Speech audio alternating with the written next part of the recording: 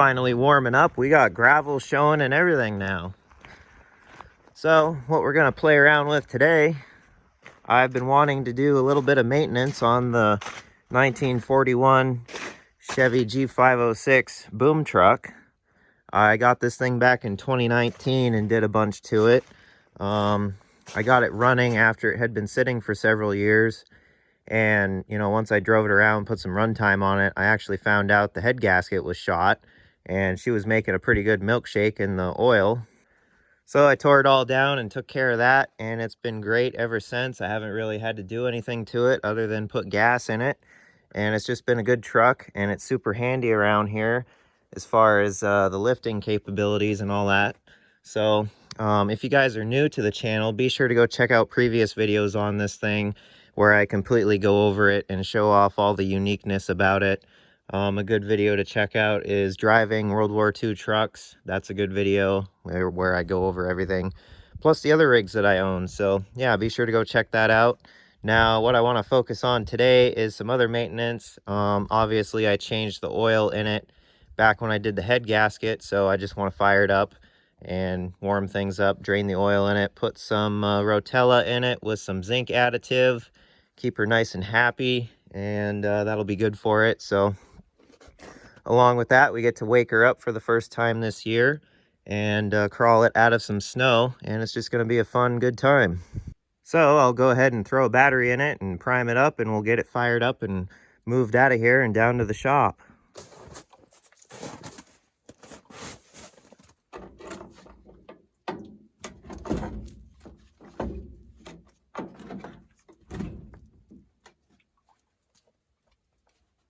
Allow me to show you how reliable these old World War II rigs are, even 80 plus years after the fact.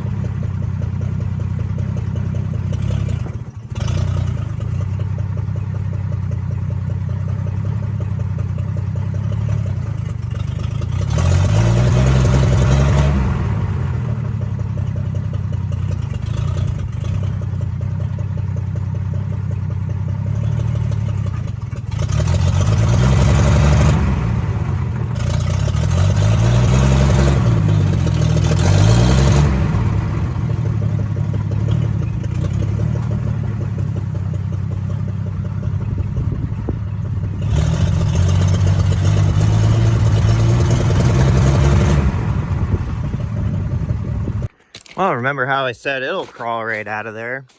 Well, apparently the snow's been melting around it enough that there's all this ice built up, and I'm just spinning in place and I cannot get out of here. I almost made it one time, but then she spun out again on me.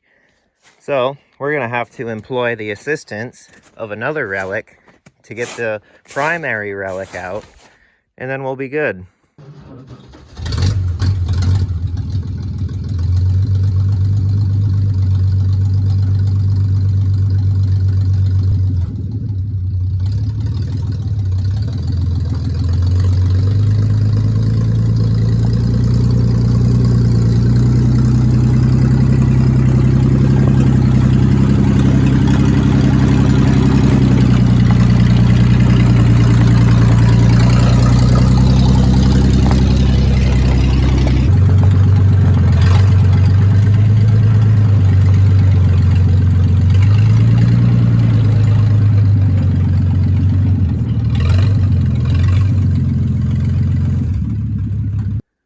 Okay, got us hooked up here. We'll yank this thing out. It's the only bad thing about these old non-directionals. Once you get them in ice or snow, they don't really like to do much until you chain them up. So that's what we're rocking on the M37. So she should come right out of here now.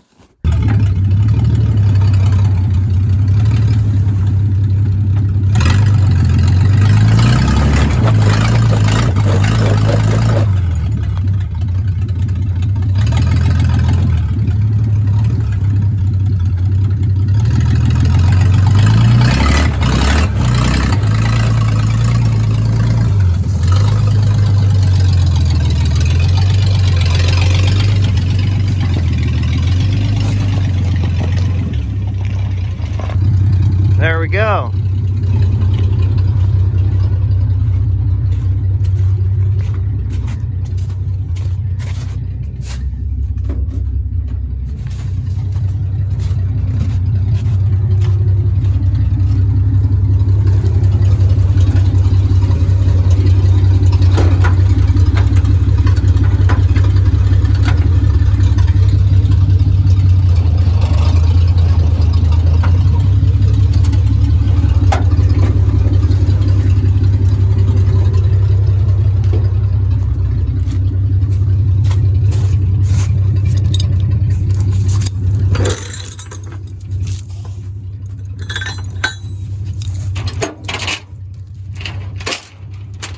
Now we'll get this moved out of the way and continue on our journey here.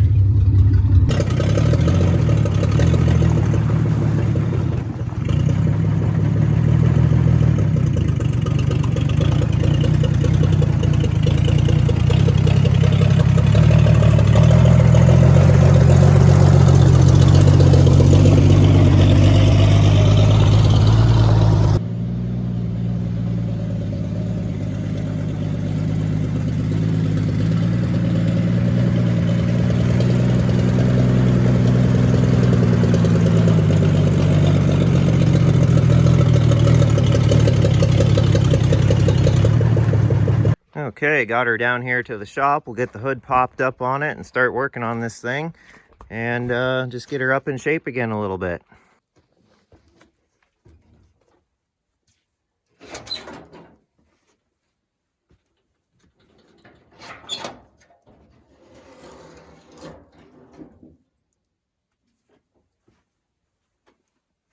We'll go ahead and get the oil drained out now. Got the trusty old gravel creeper set up.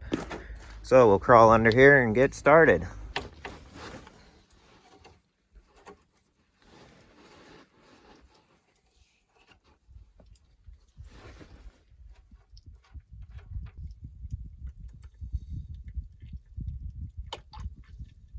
Something cool under here I just noticed, and there's always cool stuff to notice under old trucks like this, but I just realized that that third member in the front axle is painted gray. So I almost wonder if that's been swapped in from a Navy truck, because these are removable on stuff like this, which is cool.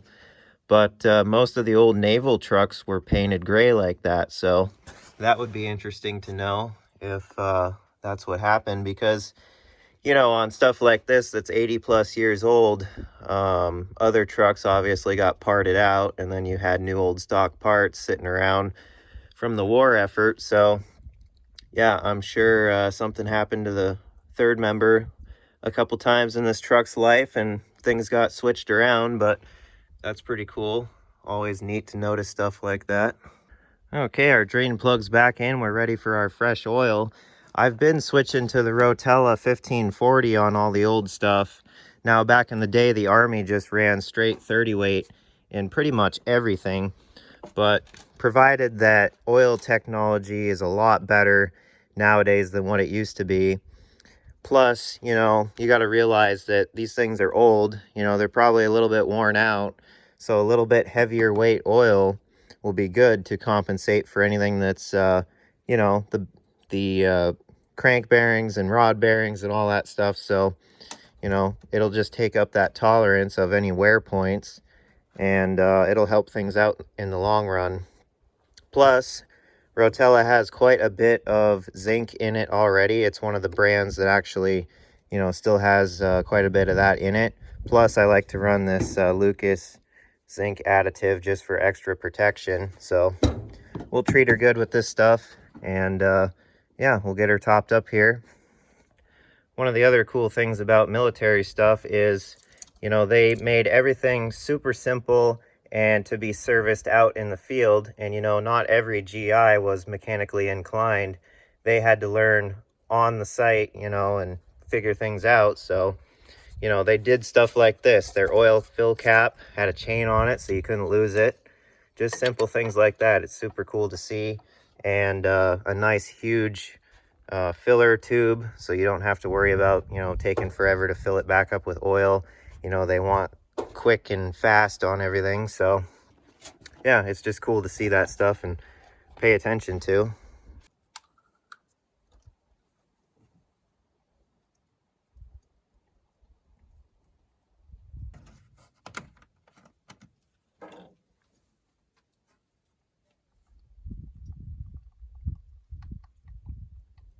Okay, we're all topped off on oil, ready to go again, so that's good. There's no oil filter to deal with. Now, the military trucks originally had a giant oil filter canister that you could replace the cartridge on, but this one doesn't have it because obviously this is not the original motor to this truck. It's probably been swapped out a handful of times given the truck being around for so long and getting worked hard. It's pretty common to see stuff get swapped, so no big deal there. There's no oil filter to deal with, so that makes it quick and simple. And it's kind of funny to work on stuff that's old enough and early enough that doesn't have an oil filter, so pretty amusing.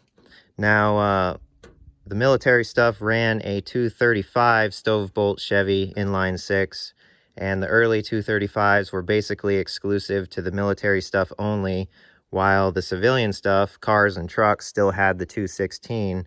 The early 235s were still Babbitt bearing, just like the 216, but they're basically identical. It's pretty hard to tell them apart. So no telling what's been swapped back into this one, but it looks pretty well, you know, old school style. So could be a 216, but these stove bolts are great motors. I really like messing with them. I've torn maybe 4 or 5 of them down and messed around with them, including this one and the one in the 38 Chevy. They're a lot of fun. They're super simple and just super reliable. They're good running motors, so I really enjoy messing with them, and they're a lot of fun. So yeah, I mean, she's all set, ready to go again.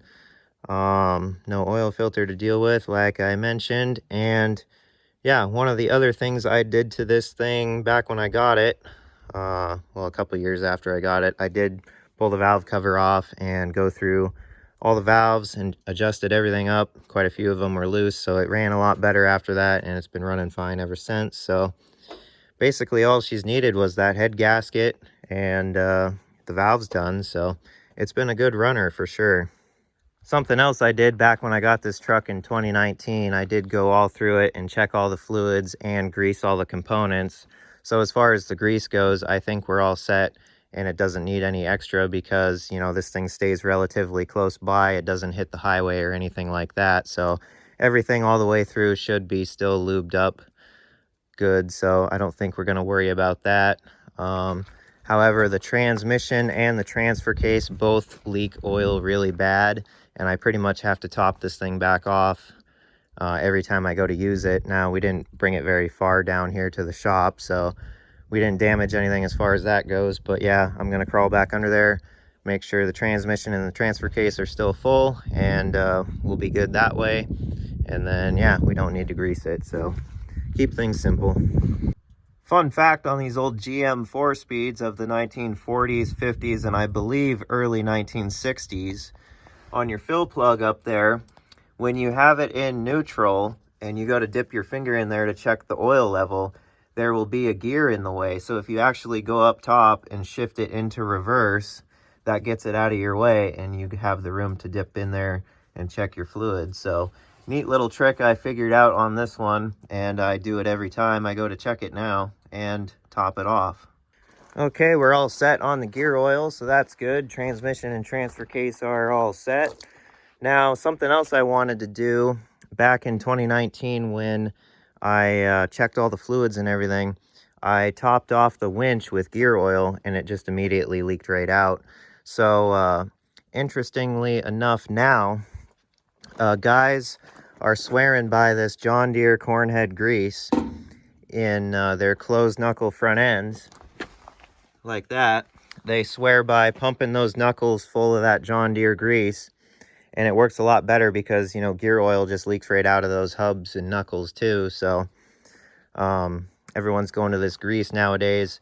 And they also say it's good in steering boxes. Now, fun fact about the old steering boxes, the manual ones, they're a worm gear driven box, just like these winches. These winches are just a huge worm gear drive with the PTO shaft to it. So I'm going to do both things because I put the grease in those knuckles and that steering box on that truck because it's a manual steering truck, like a highboy should be.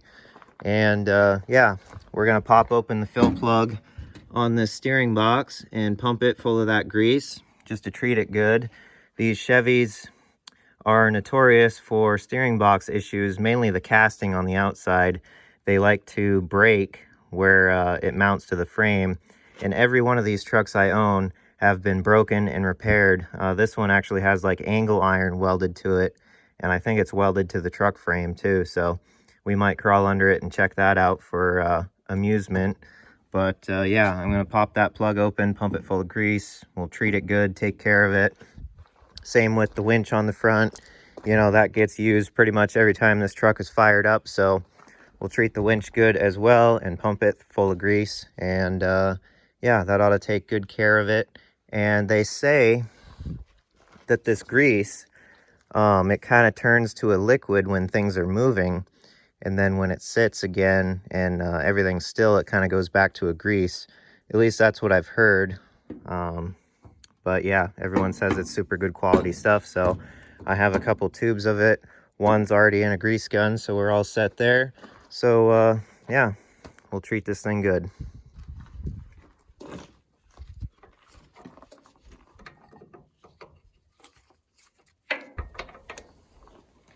Nice giant fill plug, back to that ease of service thing.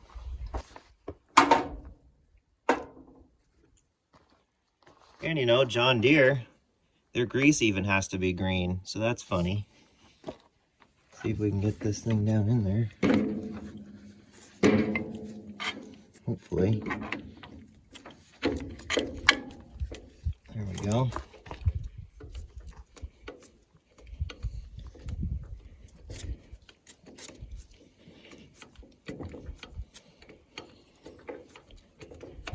We'll give it quite a lot because it's a pretty big unit on the side of this winch here, so more is better, right?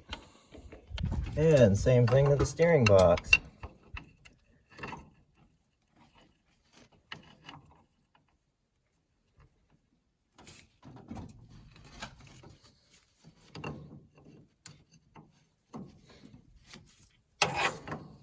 Let's see if there's even anything in it. Nope. Shocker, right?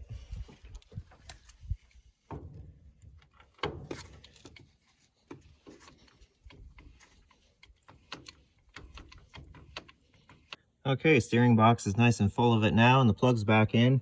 Now, if you look down here, there's that angle iron I was talking about. Good little repair on there. I think it's on the other side too. Can't tell.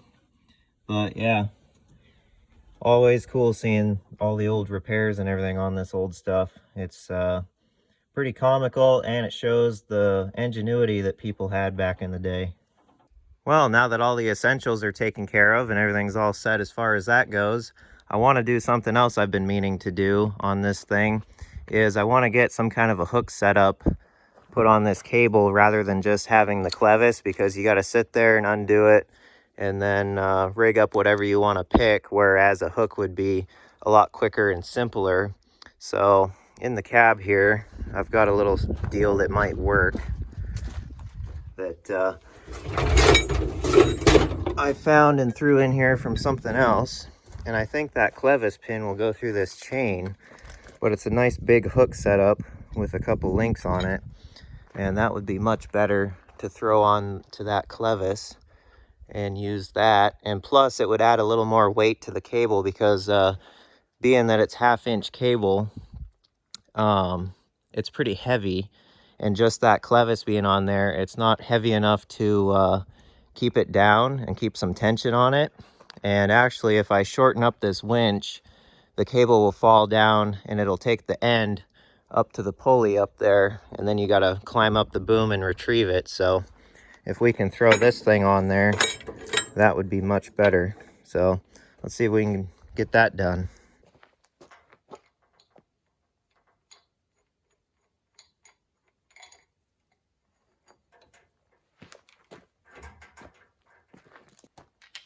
Oh yeah, pin goes right through there, so that'll be great.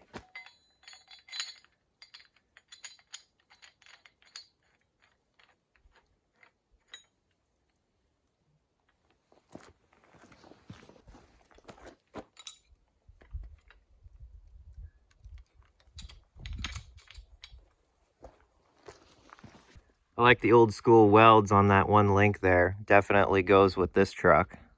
Well, this goes to show how much I pay attention to stuff. I was sitting here admiring this, little upgrade, and I all of a sudden noticed one of my cable clamps is just clear broken. So that's neat. Huh, kind of funny. I guess I need a new one of those.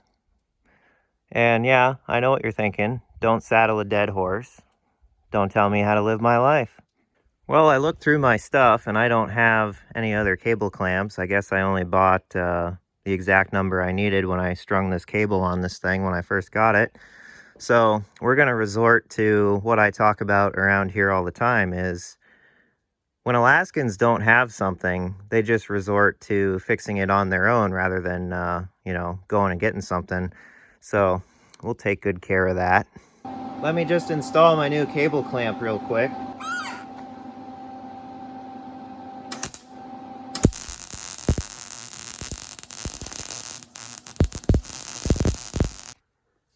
There, that takes care of that.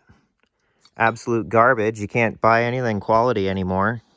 Well, now that we've gotten quite a bit taken care of on this old beast, I guess the only thing left to do now is take it out on the road, tear up some slush, and drive it around a little bit.